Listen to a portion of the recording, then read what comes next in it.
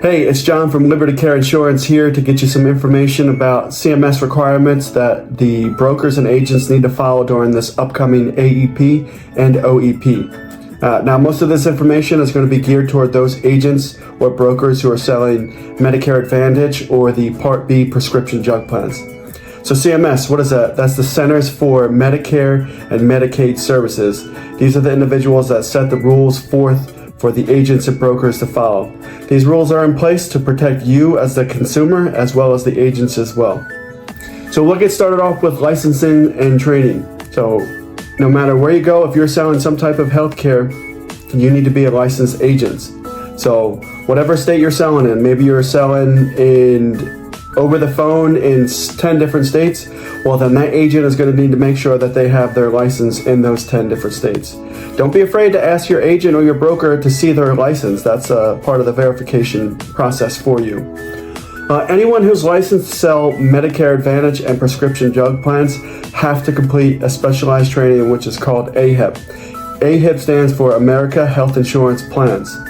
AEP Medicare training covers the basics of eligibility for benefits, along with the different types of Medicare Advantage plans that are offered to seniors or those prescription drug plans, as well as the CMS compliance guidelines, all inside of that one overall AEP training.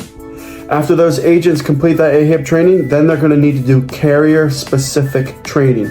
So whatever carrier they're trying to sell, Humana, Aetna, United Healthcare, Cigna, all of those carriers have individual training that need to complement the AEP training. That way the agent can familiarize himself with the procedures and the individual plans specific for that company.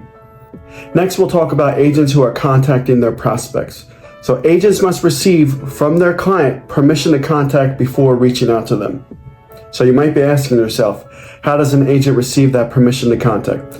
Well, I'll tell you, permission to contact can come in many different ways. For example, maybe you email an agent or broker saying, hey, you'd like to set up an appointment, whether that's over the phone or whether that's a face-to-face appointment. That would count. Maybe you call them directly. You have their phone number to their office, to their cell phone, and you'd like to set up an appointment there, or you just want to call to them about it the day of. Then you can do that as well. Or maybe even you went to some type of Medicare educational event or a seminar, and at that seminar you filled out a piece of paper essentially that says you're giving that person consent to contact you. Those are some of the common ways that agents and brokers can reach out to you. The main takeaway from this is agents and brokers should not just be cold calling, picking up the phone, calling you, and they shouldn't just be coming around knocking on your door. That is not in compliance. Finally, we'll talk about the meeting itself. These are some things that you should be aware of. Any planned conversation over the phone needs to be recorded, and that file is going to be saved for 10 years. Additionally, if you're going to talk about a Medicare Advantage or a Part D prescription drug plan, you need to sign what's known as a scope of appointment. Now, if your agent reaches out to you first, you're going to need to sign that scope of appointment, and so are they. And then not until that's signed by both you and them, there's a 48-hour waiting period before you can actually discuss those plans. Now, on the other hand, if you reach out to your agent, whether you call them or show up to their office, there is no waiting period. You just need to make sure that you sign that by the time you enroll in your plan.